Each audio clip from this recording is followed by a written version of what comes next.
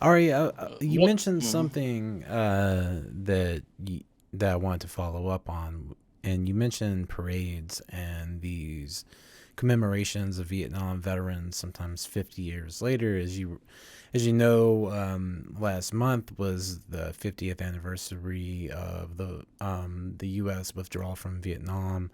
And I'm curious because I've read that the city of Philadelphia honored you as part of these commemorations, and I'm just curious about your experiences with these types of anniversaries and public commemorations of Vietnam veterans 50 years later. What are your thoughts on those? Well, my thoughts is relative to my behavior. I don't lead any of those types of. I don't advocate for any of those types of activities, public activities for veterans.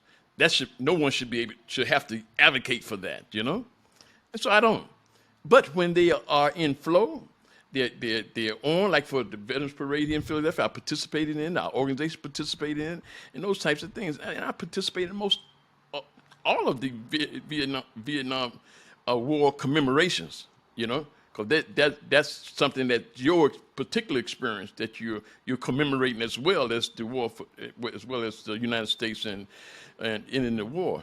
But so that's my behavior, Jason. That I support those type of ceremonial things, but I do not initiate any of that because that's not the most important thing for me, right?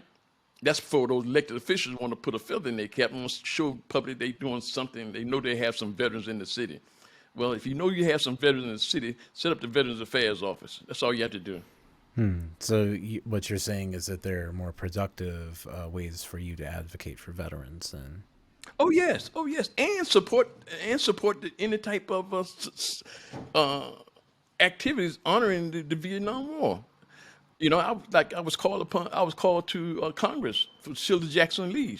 She pinned on me the 50th anniversary commemoration of the Vietnam War, right? And I felt good about it. Made myself available and everything. So that's not the issue for me. It shouldn't be an issue that people try to put over me because I'm an advocate. I've been an advocate all my life, and but so advocates do what they try to think is the right thing and what the law says. It's not like they come out their imagination and create stuff.